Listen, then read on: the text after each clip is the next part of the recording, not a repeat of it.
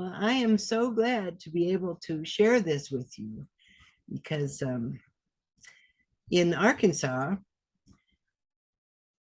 you could not do this.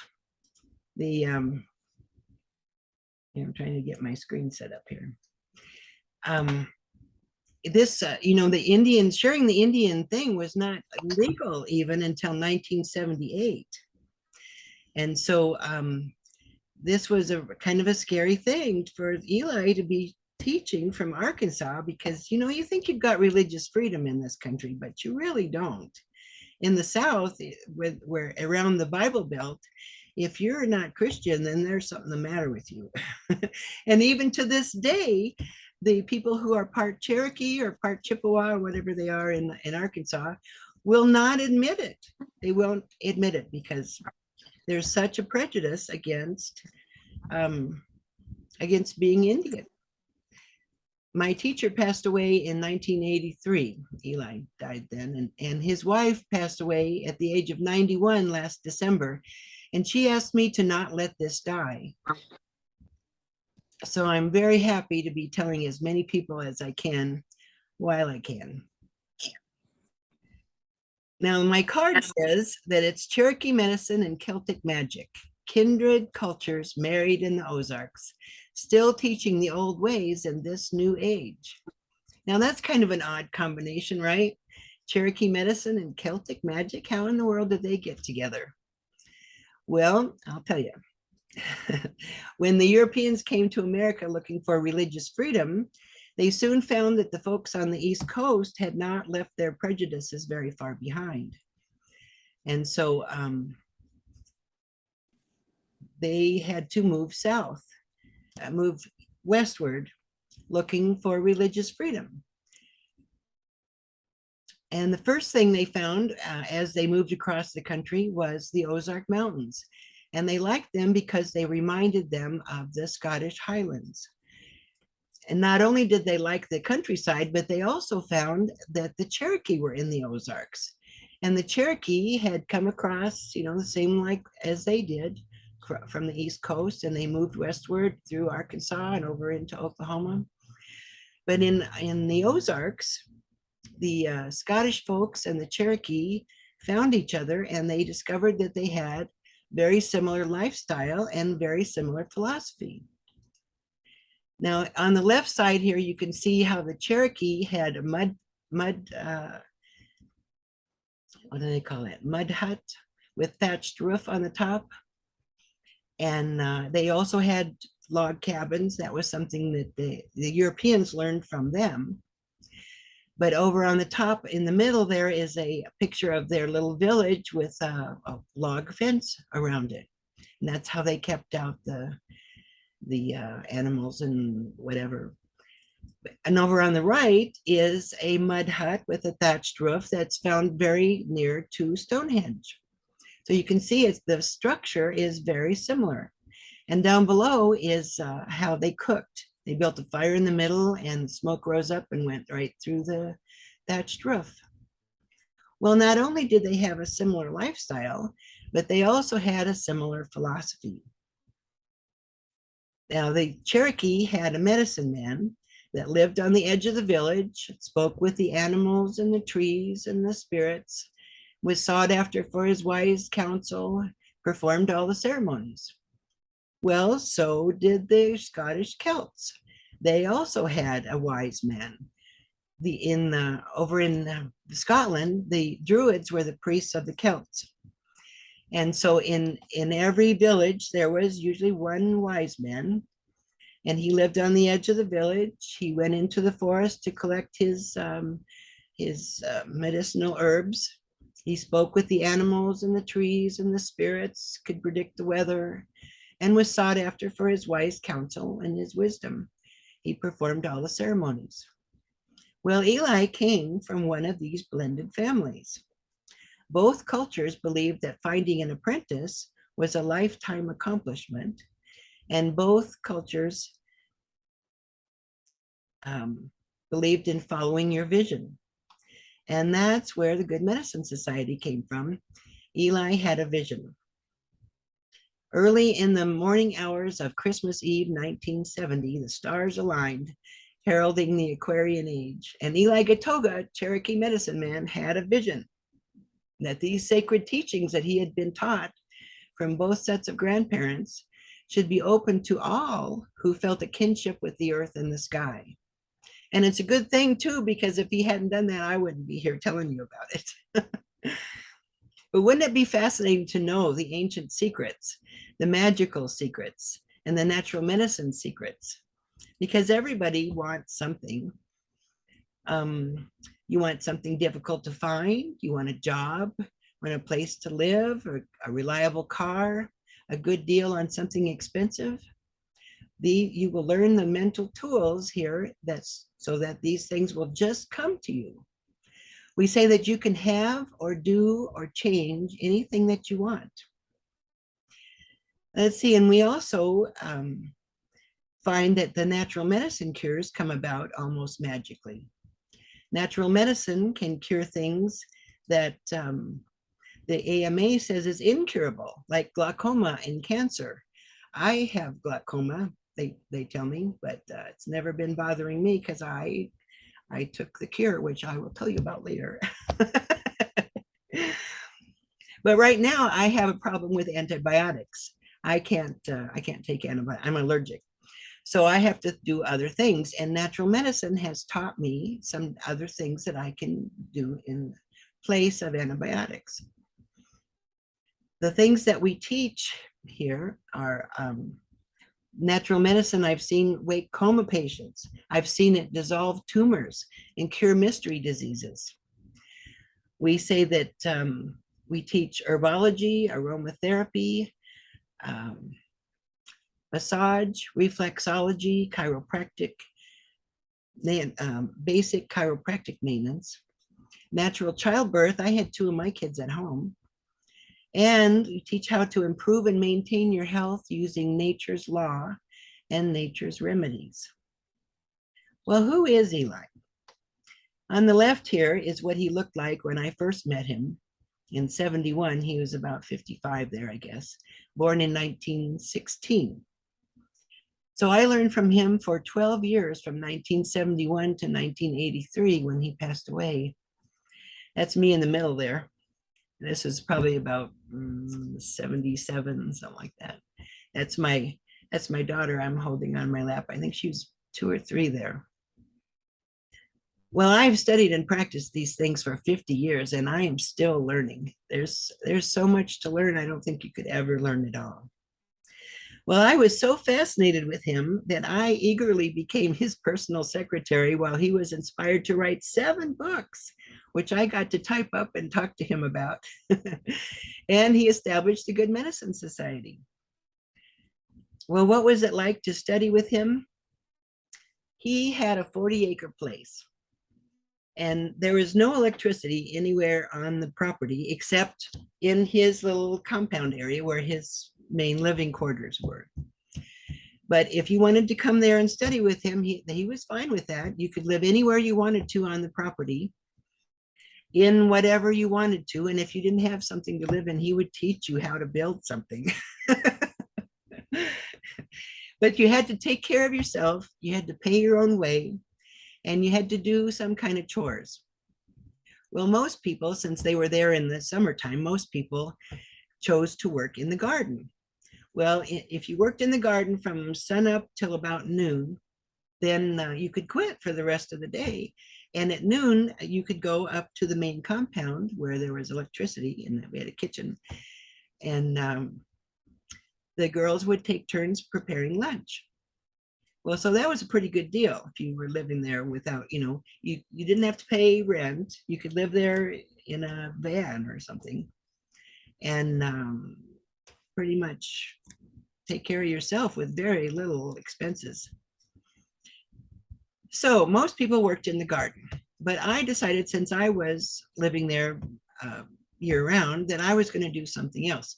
So I decided I was going to take care of the goats.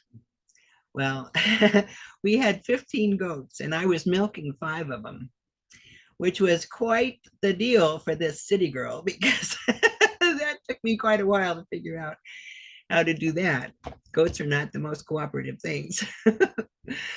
But it was interesting. And so I think the first time I milked all 5 goats, it took me a couple hours. But I soon got used to it over the summer. I got better and better at it. And as fall approached, I was doing pretty good. I could milk all the goats and have the milk put away in half an hour. So I'd have to milk them in the morning and milk them in the evening. And after the morning milking, I would take them across the road down into the lower pasture by the creek so they could hang out down there all day.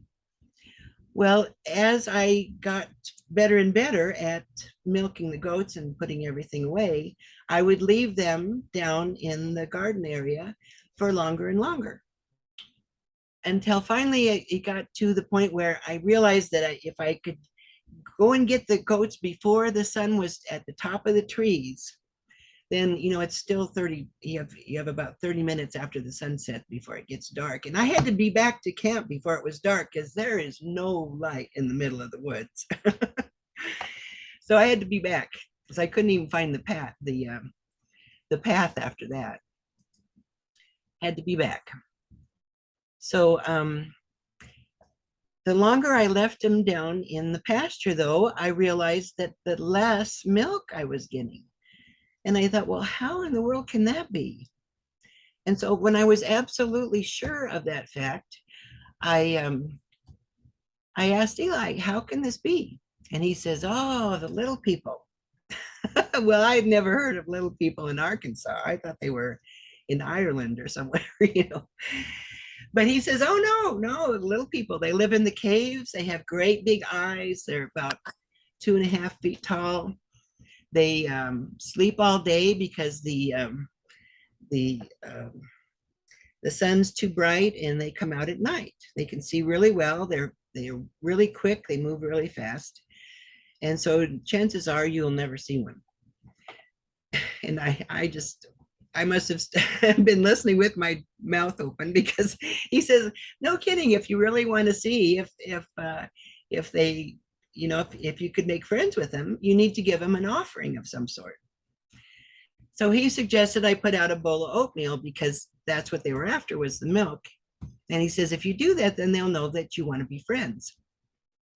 Well, if you have a teacher and the teacher says to do something, there's something to be learned in the doing.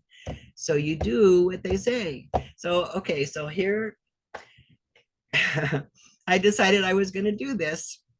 I thought this was the most ridiculous thing I'd ever heard of, but I decided I was going to do this because he said, do this. So I had 2 little kids at the time, and I had a table outside where they would sit to eat their meals. And so after I put the kids to bed, I would make some oatmeal and set it out there. And for the first week, nothing happened. And I thought, oh, okay, by the second week, I was thinking this was, even more ridiculous than I thought it was the first week. And so I started making a game out of it. And I would put a placemat out, and I put silverware, and I put a napkin. And finally, I was, by the end of the week, the second week, I was putting out a jar with a flower in it. Well, Friday night came around, and Eli wanted to have a music party because he always taught us how to play different instruments. And so I decided, since I knew we were going to have a little wine with our music playing, I decided I wanted to meditate before I went up the hill. So I laid down in the tent, and the kids were asleep in the trailer, and I decided I was going to meditate. Well, as I meditated, it got dark. And after it got dark, I started hearing this tapping sound. And that brought me up out of my meditation. And then I realized it was getting louder. It was coming towards me. And I started to get a little afraid. And so I said in my deepest troll voice, I said, "Who's there?"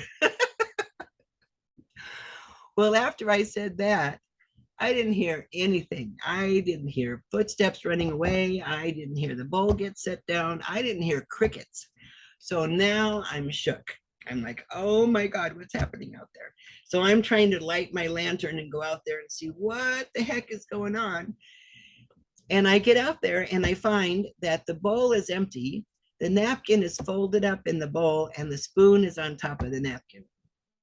Now, an animal didn't do that. And this was in the fall. I had crunchy leaves all over the place. Nobody could sneak up on my camp. So what had happened? You know, and I don't really know to this day what happened. But what that taught me was that there are things that go on in this world that our society does not acknowledge. There's a lot more. There's more to life than just going to work and coming home. So that really opened my eyes to a lot of things. Well, what is the Good Medicine Society? We say that it's the religion of nature. It's a perspective, but it's more than that. It's a study of nature as our teacher. And it's a perspective that becomes a way of life. And I will show you how the three main areas of study, the philosophy, the natural medicine, and the magic, fulfill the mission of the Good Medicine Society, which is to create pockets of skilled magical healers. But before you can really know too much about the Good Medicine Society, you need to know a little more about its philosophy. So the first part is that all truth can be found in nature.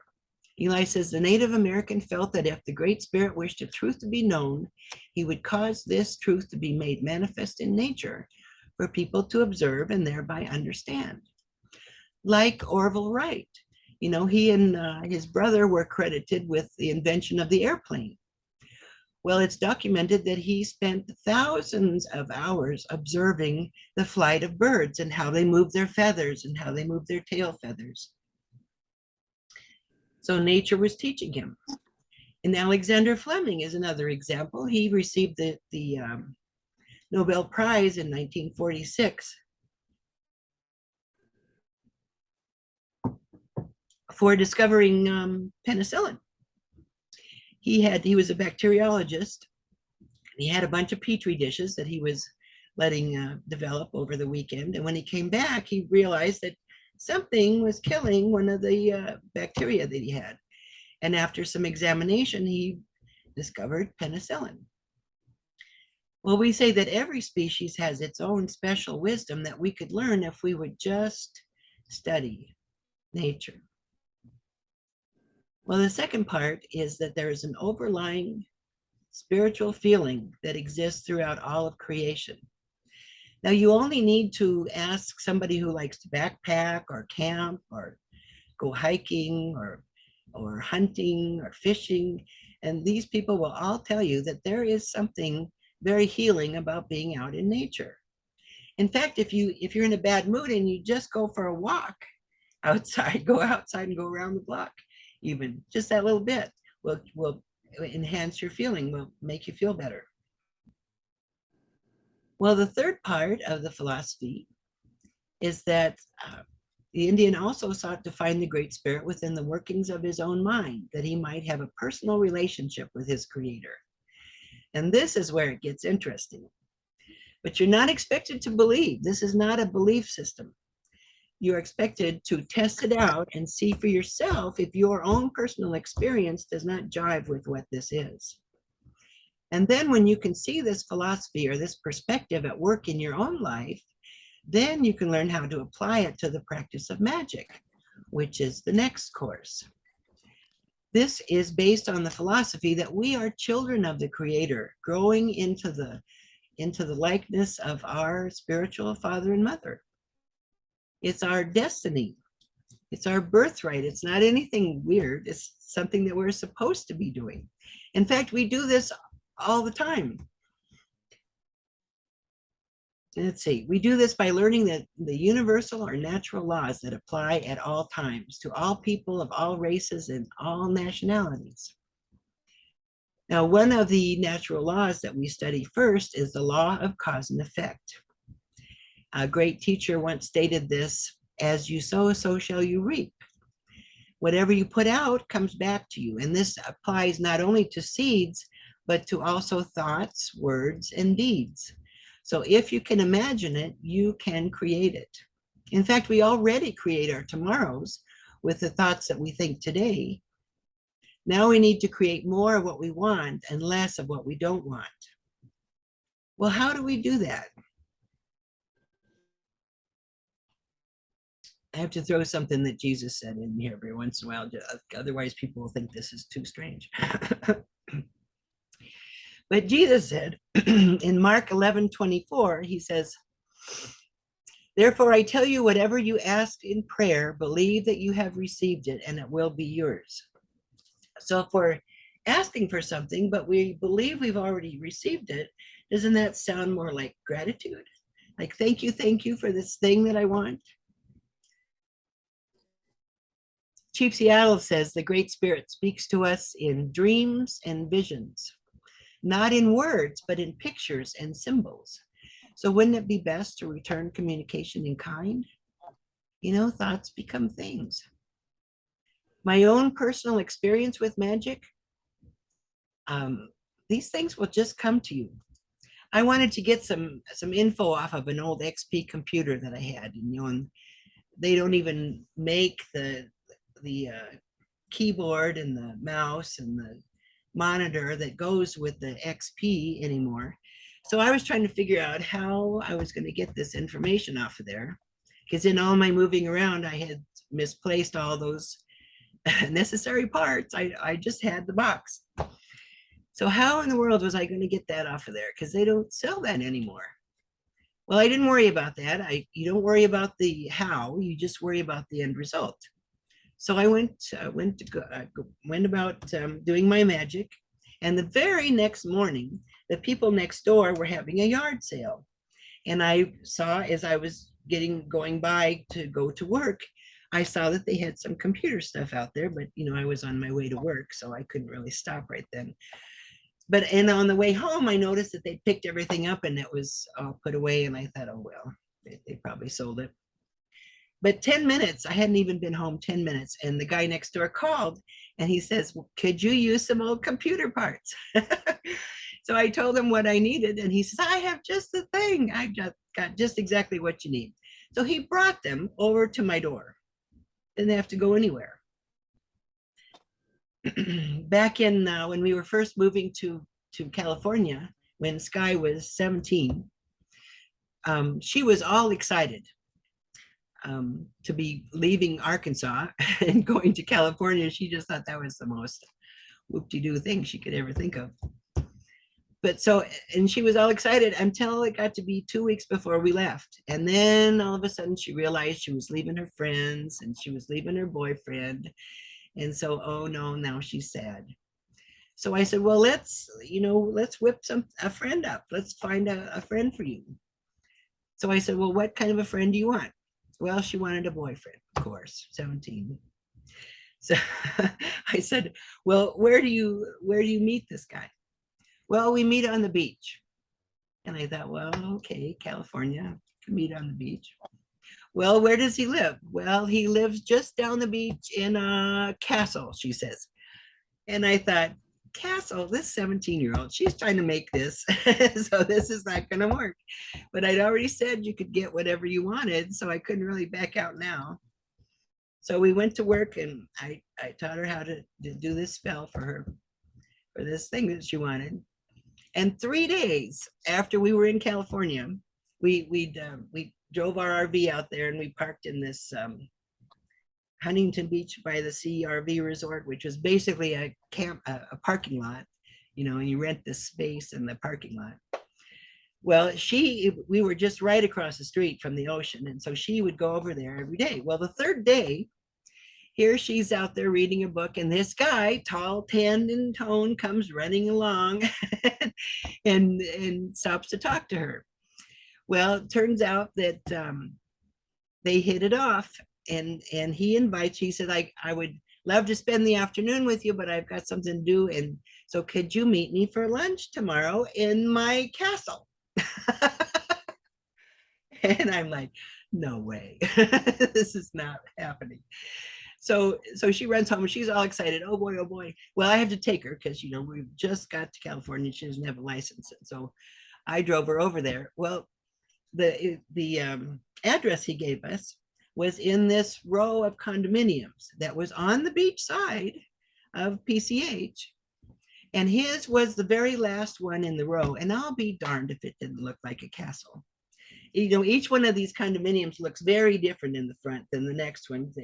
They're all kind of hooked together, but they all look very different. And his looked like a castle. It was made out of the gray rock brick. You know, it looks more like rock than brick. And it had a turret, a round turret on one side with, you know, the square things on the top. And two great big double doors, oak doors with great big black hinges. I mean, this thing looked like a castle. I couldn't believe it. So I dropped her off. She had lunch with this guy. Turned out he was 28 and a successful chiropractor, and she was 17. So that was her one and only date. But she forgot one little detail in that. Got to make him the right age. Well, so here it's 20 years later, and she's 47 now. She's got a 10-year-old boy. She's got 3 kids, actually. The oldest is, I guess he's 11 now. But he wanted a PlayStation last Christmas. And she thought that was way too expensive to get for just one child. So she went about telling him how to get his own, how to do a spell and whip one up for himself. So he you know, and I think kids come cable ready. You know, you just plug them into this idea, because they already believe in magic, you know, so this is not a stretch for them. And boy, oh boy, in a week later, one of his friends had bought a PlayStation and could not get the thing to work. Had tried everything in the world to get this thing to work, and it would not work. And so he knew that Aiden was looking for one, and he says, well, do you want this thing? And he says, I can't get it to work, so you can't break it because it's already broken. And Aiden was all excited. Oh boy, oh boy. So he got it home, had the whole thing torn apart and fixed in an hour. He found where there was 2 little wires that had come off, and he fixed it, put it all back together. And oh boy, he was so happy he couldn't believe it. Well, you know, when you realize that you can get whatever you want, then pretty soon you start wondering, well, what could I get that I probably would never have conjured before? So after I was divorced over in California, I started wondering this very thing. And I decided that there was a place in England that I had had some dreams about, maybe a past life or something. And so I wanted to see if my dreams matched up with where this was. And so I had no idea how I was going to get to Europe, because I didn't have that kind of money, being divorced and destitute practically. But it wasn't too long, and I started dating a guy. And about 6 months into our dating relationship, his mother passed away, left him a pile of money. I don't know how much, but it must have been a lot, because he decided he was going to take the next year and go around the world. But he told me that I could come with him on the first 2 weeks. So here, all I had to do was get my passport, and he paid for the plane ticket. He paid for everything. 2 weeks, all expenses paid in Europe. I'm telling you. Then I decided, well, what else can I conjure that I hadn't ever thought about doing before? And so being out in California, these great big tall ships, you know, the great big sailing ships with the huge tall sails. I just thought that was really cool, and I wanted to see one up close. Well, it wasn't too long after that, and I started working for a chiropractor who was trying to restore a 105-foot sailing replica of the America's Cup. Had 3 masts. I mean, he took us all for a tour on the boat, and had 5 bedrooms, great big galley. I mean, this place was shiny. I mean, everything was so pretty. Anyway, so these things will just come to you. You use these mental tools and things just come to you. You don't have to, you know, really go out and get this stuff. It just comes. So how can you get involved? Well, the first thing you have to do is take the philosophy, the 8 lessons, because this teaches you the perspective that allows you to become this hollow bone, the Indians call it, where the power flows through you.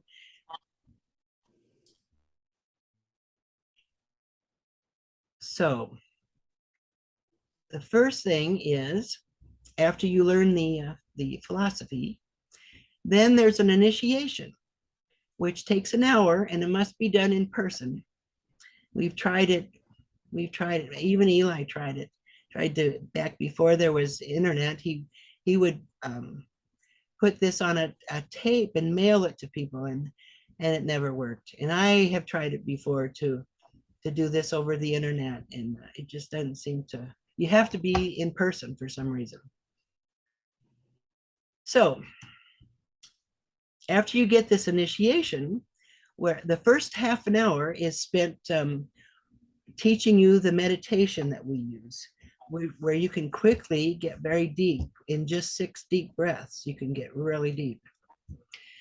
Then the second half of that hour is the actual ceremony, where you learn what all 3 of the magical tools are and how to use them. And then after that initiation, we dive into a study of the mind and learn how it works.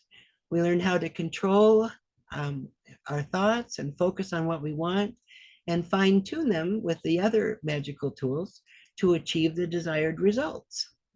And then when you are manifesting regularly, you could be invited to join a group of magical practitioners.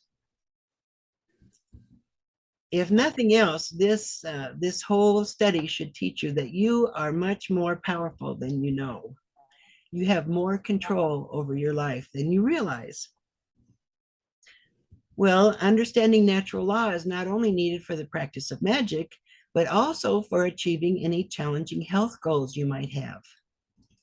Eli says that disease is brought about by breaking nature's laws. And health then is brought about by bringing the body back into compliance with these laws.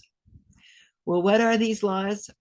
You know, they used to be really easy to find. You used to be able to do this with no problem. But today, you really have to search and see how you can do this.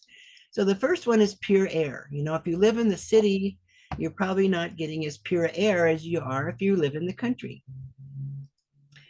Sunlight. You know, most people work during the day, during the sunlight hours. And so if you're not out in the sun, then you're not getting vitamin D.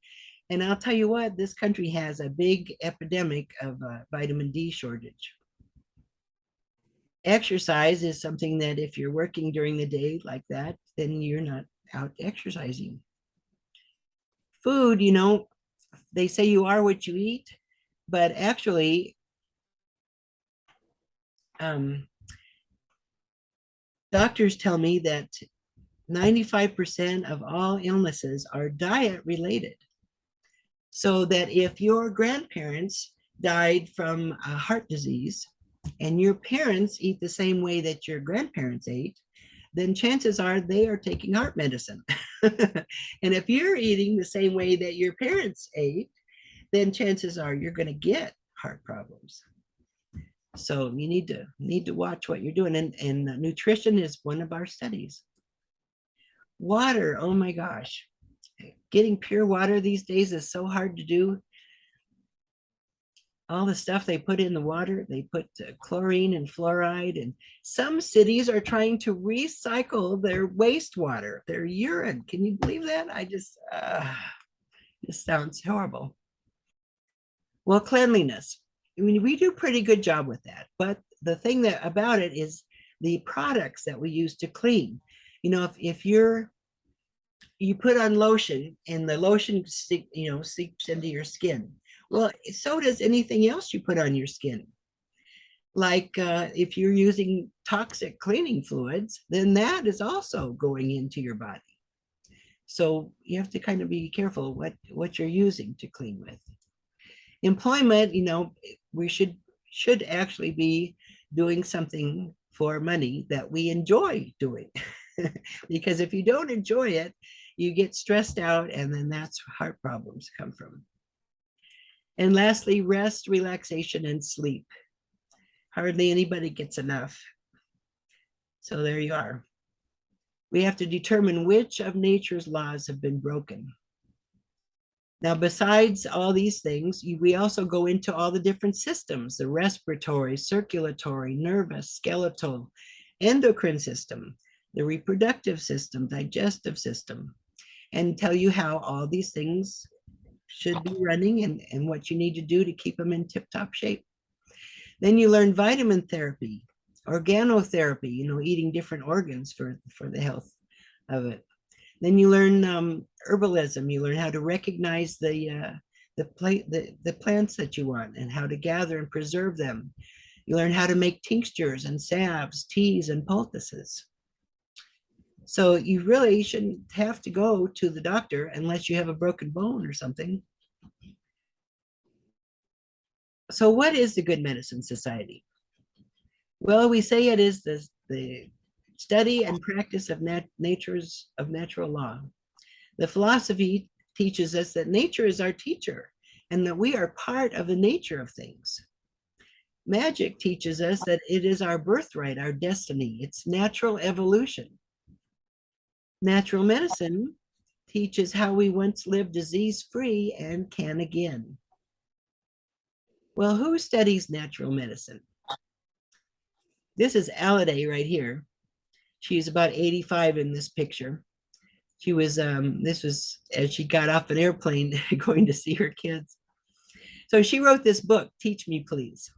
And in this book, she answers this question: who studies good medicine? And she says, those who are willing to challenge their ideas about life and change them when they are destroying health, wealth, and happiness. It's for those who are not satisfied with life as they find it. It's for those who have a notion that this is not all there is to living. For those who are weary of the constant battle of life and desire to change it. She says, life is not lived in this dull manner because people desire it. They live this way because they don't know any other way to live. Good medicine presents great spiritual, psychological, and mystical truths in a simple manner to make them practical for application. For as Eli liked to say, saying ain't doing. And if just because you can talk about it is really not as important as being able to do it. You have to be able to do it. And it's not that hard. She says, when applied, life becomes simple and beautiful. We learn why things happen to us as they do. We learn that everything happens for a reason. And we learn not to say, why me, but ask instead, what is this teaching me? And then we see that secret heartaches are brought to light and then dissolved into nothingness. We live in a world of love and peace. Thus, we learn to live in a new way, unselfishly for others. Because when we know we can get what we want, then we can work to help others get what they want, like our spouse or our kids or our next door neighbors or our grandparents or, anybody. Chief Orville Looking Horse here says, each of us is put here in this time and place to personally decide the future of humankind. Now that is quite a statement. But let's think about this. Why are you here now? We just started the New Age. In 1970, we just started this 2,000-year adventure into the new Aquarian age. And then in 2012, the Mayan prophecy, you remember that? Where they said, oh, the world is going to end in 2012. Well, no, this guy here says he's an expert in Mayan cosmology, and he says that in 2012, the 13 cycles of darkness ended. And, the Mayan calendar is not a tear the pages off like we do and then throw the whole thing away at the end of the year. The Mayan calendar is round, and so it just keeps going around. Well, so the very next day, we started the 9 cycles of light, which he forgot to mention. So things are supposed to be improving.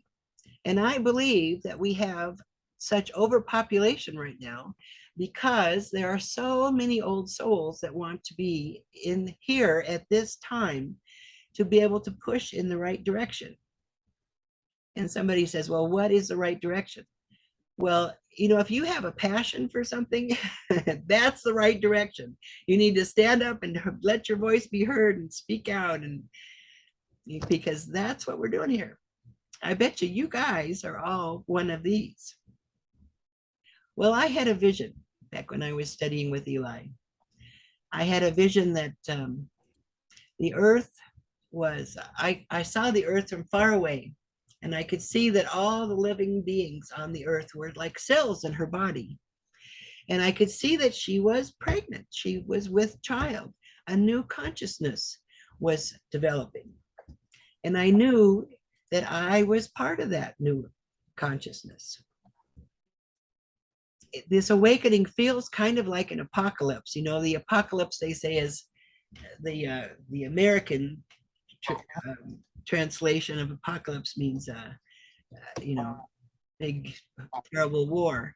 But if you go back into the Greek interpretation of apocalypse, it means revelation or an unveiling or a revealing, an unfolding of things not previously known. And isn't there a lot that we're waking up to? Oh my gosh.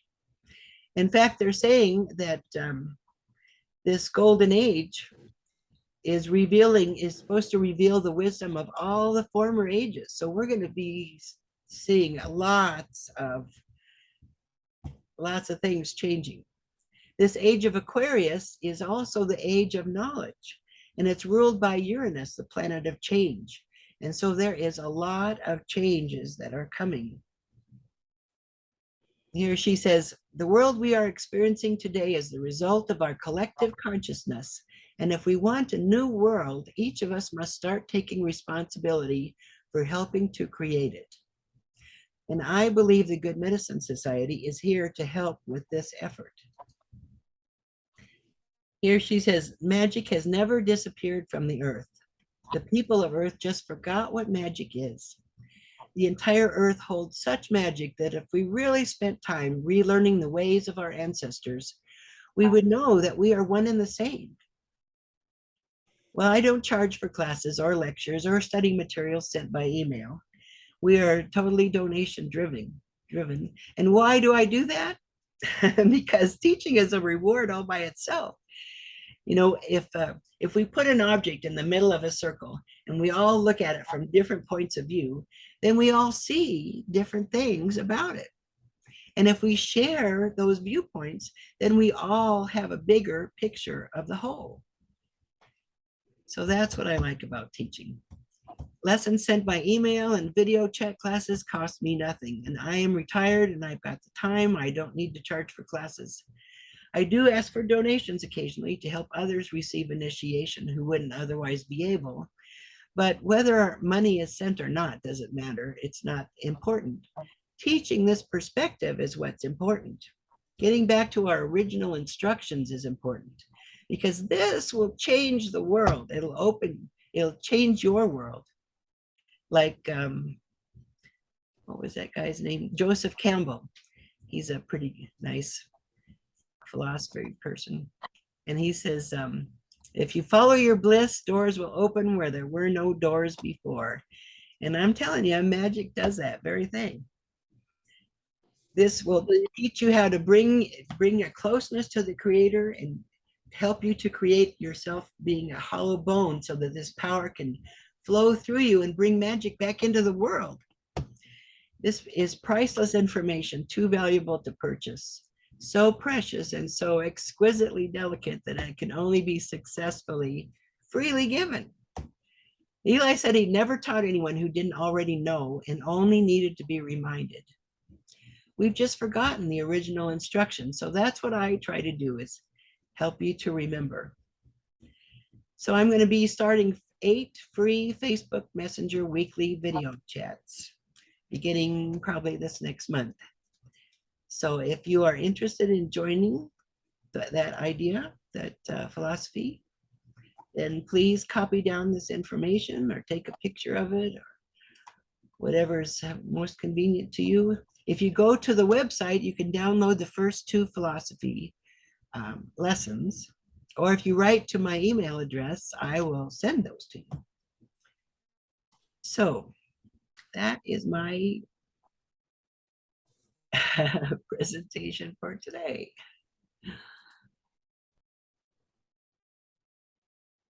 Let's see, stop